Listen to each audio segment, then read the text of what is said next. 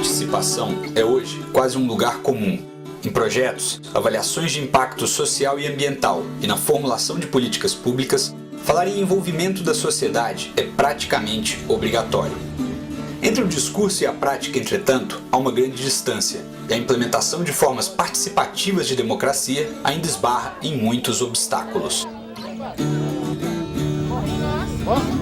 A formulação de políticas ambientais e a criação e gestão de unidades de conservação no Brasil trazem exemplos de várias dessas dificuldades. Se nós olharmos para o conjunto de unidades de conservação no Brasil, elas se transformaram em áreas fechadas, estanques num determinado território, com baixíssima relação com o entorno.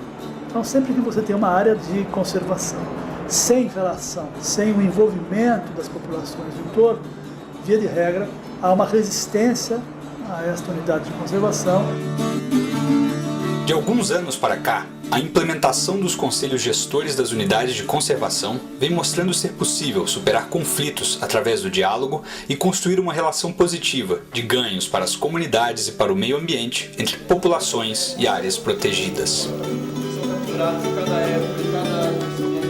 A legislação atual já prevê os conselhos consultivos, nos quais participam os diferentes setores da sociedade, inclusive não apenas as populações tradicionais ou comunidades do entorno, mas também os poderes constituídos, municipal, estadual, organizações não governamentais, instituições de pesquisa, garantindo que elas tenham o melhor resultado possível, que seria a conservação da biodiversidade associado a melhorias na qualidade de vida da população daquela região como um todo. Vamos ver por onde começar.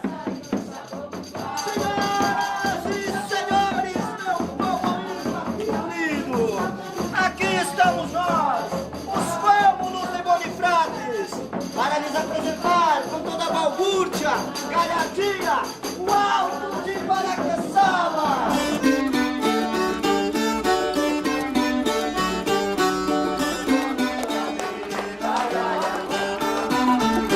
Eu te benzo e te curo com a merda do mundo. Com Jesus, ajunta a nós, moço faceiro. Mundo tudinho deve ouvir nosso cantar. Trago de Dantes o saber, a formosura. Guaraqueçaba, seu soluço vai findar. O mundo todo precisa de um ponteiro que o seu rumo no destino vai traçar. A nossa seta volta pra Guaraqueçaba. Abençoa, Senhor Divino. Novos caminhos, o horizonte vai brilhar. Novos caminhos, o horizonte vai brilhar. Novos caminhos, o horizonte vai brilhar. O Conselho Gestor tem sido uma experiência fantástica aqui na APA, porque não foi simplesmente a criação de um conselho para cumprir um protocolo da legislação, mas sim para que realmente as pessoas entendessem o que é um conselho, para que pudesse participar mais das atividades de gestão de uma unidade de conservação. Um conjunto de atores que tenham relação com aquela unidade de conservação e que, portanto, se sentam em torno de uma mesa para discutir os procedimentos adequados para operar aquela unidade. Tem sido muito gratificante porque nós conseguimos mostrar quais os anseios dos grupos ou da comunidade que representamos. A gente poder se sentar junto com os órgãos ambientais e poder falar e eles nos ouvir. Isso eu acho que é uma coisa de bom que está acontecendo hoje. Essa participação das populações tradicionais é fundamental para a conservação.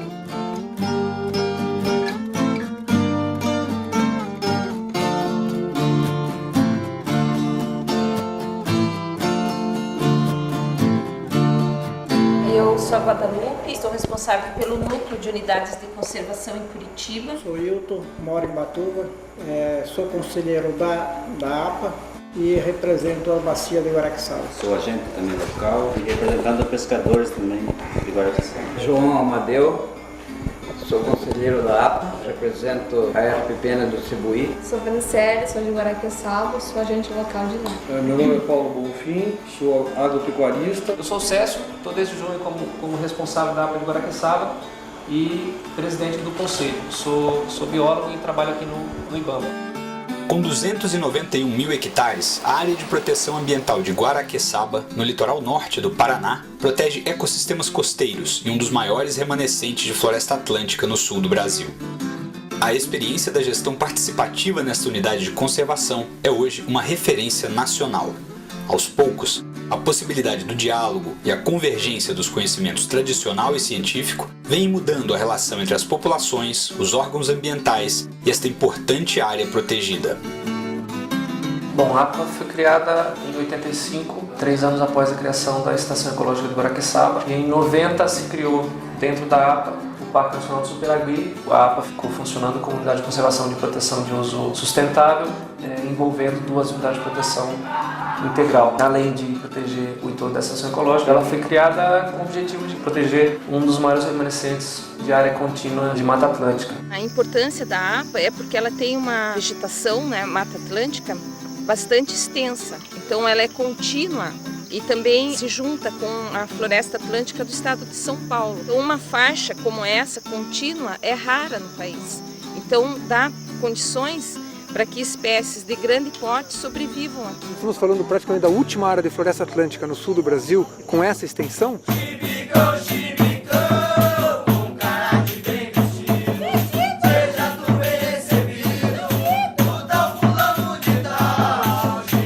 Tem muitas coisas boas o fato de se morar numa área de preservação ambiental. Ao mesmo tempo tem algumas angústias também. As coisas boas que eu digo é que todo mundo que chega aqui é que visualiza no primeiro momento, né? A Mata Atlântica praticamente intocada, né? O mar, a vida pacata, tranquila. As angústias que eu tenho é em relação às pessoas mesmo, à população, né? São pessoas que têm um dos piores índices de desenvolvimento humano do país. Ainda existe um comportamento contrário a esforços de conservação, parte em função de restrições legais que foram criadas, parte em função da maneira com que algumas instâncias reprimem a degradação do meio ambiente e parte em função de um folclore de que a conservação é totalmente contrária à subsistência ou à busca de alternativas ou de meios de subsistência de comunidades. A APA pegou o pessoal de calça curta, que o pessoal tinha ou tem um hábito de trabalhar e que a APA veio querendo preservar tantas coisas e a cultura da população é outra, ao qual ele não pôde se adaptar assim tão rapidamente. Então isso gerou um conflito econômico. Nos afetou muito, né? Porque as leis, né, são muito rigorosas. E se nós formos obedecer às leis que existem, ambientais, na certa mesmo, é impossível nós sobreviver. E se confundiu muito a existência da APA com a legislação pertinente à floresta atlântica, que também restringiu bastante as atividades dos moradores. Caranguejo, né, prima? Isso sempre foi feito de uma forma muito impositiva, não pelas pessoas daqui, mas pela cultura do órgão. As leis eram elaboradas e as pessoas vinham aqui e cumpriam a lei. Nunca houve um processo de negociação para a criação dessas leis, de diálogo, para as pessoas compreenderem a lei, o porquê dela existir e como que elas poderiam se adaptar a essa legislação. Faltou muito diálogo no início. A APA foi criada de cima para baixo e somente agora, completando 20 anos, é que a gente vê que o relacionamento entre as pessoas e o órgão que administra a APA está melhorando.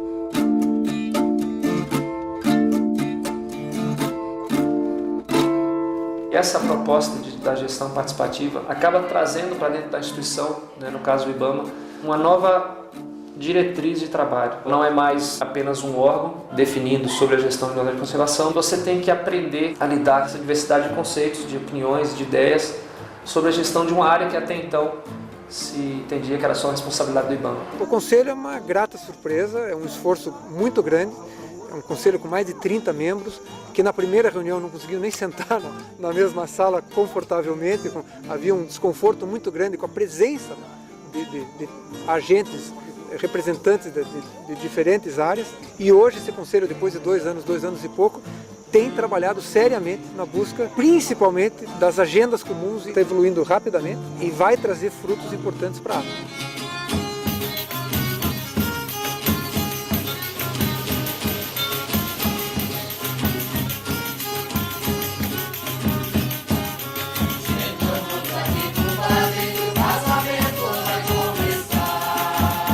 Chegamos pra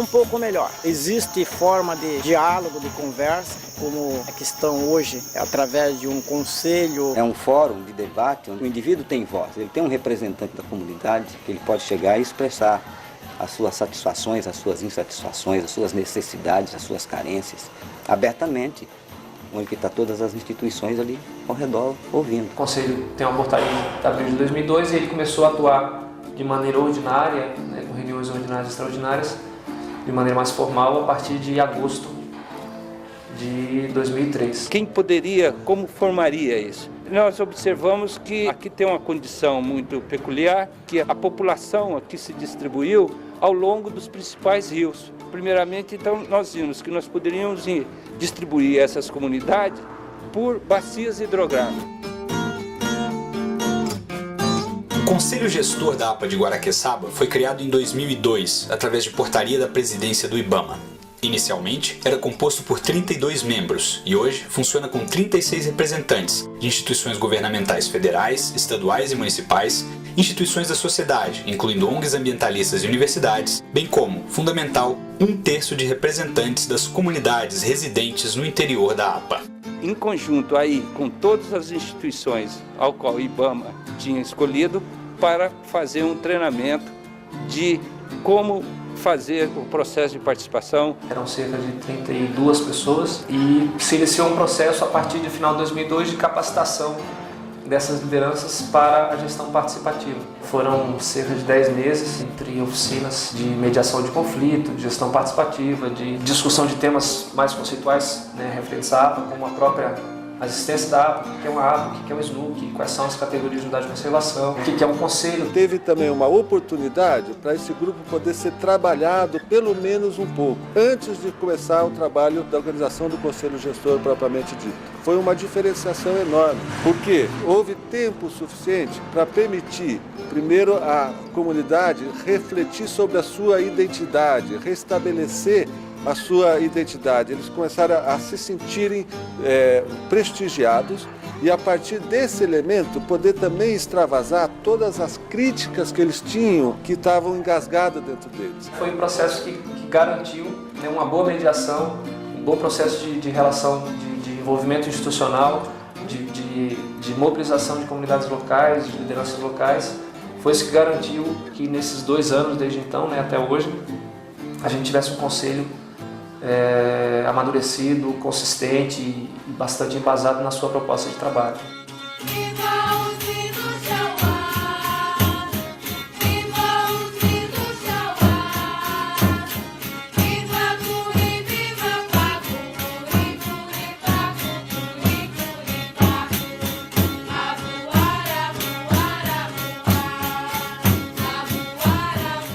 O próprio princípio do conselho, que era uma reunião de pessoas, não existia ainda um conselho, nem consenso nenhum, nem objetivos comuns nenhum. Gradativamente foi se construindo relações entre as pessoas e relações de confiança, e isso foi bastante doloroso, né? Foi um processo que mexeu muito com o sentimento das pessoas que estavam participando desse processo. A partir do momento que as pessoas começaram a entender que a preservação não é responsabilidade de um órgão ou de um governo, que é de todas as pessoas, o diálogo ficou mais fácil. Tem que ser uma experiência inusitada, uma experiência nova ou inovadora, no sentido de que ela está conseguindo agregar a própria comunidade de uma forma diferenciada. Essa mobilização dessas populações pode ser um elemento importante para a gente pensar num outro tipo de conservação que seja mais eficiente, né, que proteja mais a natureza e que respeite a cultura, o conhecimento local, as formas de organização e assim por diante. Se nós implementarmos isso, se nós de fato garantirmos que toda a unidade de conservação tenha o seu conselho consultivo operando de forma plena, participativa e democrática, naturalmente, no embate e no debate, essas questões vão se superando e você pode cada vez mais incorporar a experiência e o conhecimento de comunidades locais na gestão dessas unidades. Essas populações, está mais do que constatado, têm um grande conhecimento da própria natureza. Quer dizer, o que nós propomos é uma confluência do conhecimento tradicional e do conhecimento científico, né? no manejo dessas unidades. O pessoal das pequenas comunidades tem muito a ofertar em termos de conhecimento. Não é o conhecimento livresco, mas é o conhecimento da vivência e da experiência. Pessoas analfabetas muitas vezes têm um saber muito maior sobre o local onde elas vivem, no meio natural, do que técnicos. Então essa soberba dos técnicos eu não compartilho. Eu acho que a gente tem muito que aprender. Se a gente não conseguir estabelecer o diálogo entre esses saberes, vamos dizer, do tradicional, das pessoas que vivem o dia a dia nas regiões, nas unidades de conservação, nos diversos locais, nós não vamos avançar. O grande desafio, primeiro, foi o vencimento do medo. O medo de partilhar a responsabilidade. Interessante também foi a predisposição das outras instituições de respeitar a opinião do pessoal local. Muitas vezes, alguns pontos que a universidade colocava, o pescador aqui da região falava com ele à altura. Não, está totalmente errado. Aí o cara tinha o seu embasamento científico, né? Tinha o seu conhecimento livresco, mas que não era compatível com o dia a dia, com a vivência do indivíduo, né? O período de defesa está totalmente errado. Nesse período o camarão não está crescendo, nesse período o camarão já está saindo barra fora. O segundo desafio também, que eu enumero, é da própria população, né? No primeiro momento, nós tínhamos conceitos estigmatizados em certas instituições, era um tratamento de adversários mesmo, né? E até, às vezes, muitos até inimigos. Então esse debate, esse encontro de conhecimentos, um acadêmico e o outro telúrico, foi que enriqueceu muito essa convivência do Conselho. Criou um respeito entre os membros do Conselho. Já não é mais o SPVS, que é uma entidade que está preocupada simplesmente em comprar terra para os americanos, que esse era o mote político da região. E a partir do momento que as pessoas começaram a entender que a preservação não é responsabilidade de um órgão ou de um governo, que é de todas as pessoas, o diálogo ficou mais fácil, até mesmo as questões mais polêmicas, mais contraditórias, já não tinha mais aquela agressividade das reuniões iniciais. E hoje os antigos inimigos hoje são companheiros e hoje estão definindo mecanismos comuns de ação, descobrindo os verdadeiros problemas. A grande questão passa pela comunicação. Nós temos a vontade de comunicar, mas temos uma enorme dificuldade de estabelecer uma comunicação construtiva. E esse é outro diferencial que a gente tenta introduzir nos trabalhos aqui do Guaraqueçaba, que aí é o conceito de comunicação ecológica, de uma comunicação que respeita a diversidade, mas que aproveita ela para suas diversas funções. A outra coisa que dá errado é uma questão séria, que é da pressa. Normalmente as instituições responsáveis que querem fazer o trabalho, eles chegam com o projeto, mas eles têm um tempo muito curto, e aí eles falam, queremos ter a participação da comunidade e por isso vamos ter um dia de trabalho. E aí você quer, em um dia de trabalho, fazer com que a pessoa tenha uma reflexão de anos. Mas ele não teve nem tempo de ainda nem expor aquilo que está atravessado na garganta dele há muito tempo. O que ele vai participar? Essa gestão participativa, aqui está sendo realmente um aprendizado dela, né? Porque nós não sabemos, nós temos que aprender sobre isso. Nós sabemos falar sobre isso, mas executar isso é uma distância enorme. A mata é os cílios do rio, areia, sobrancelha do mar.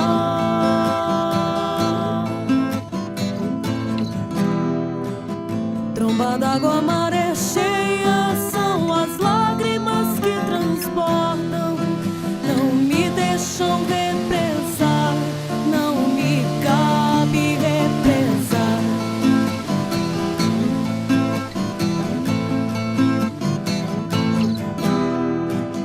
Cachoeira de Chapada,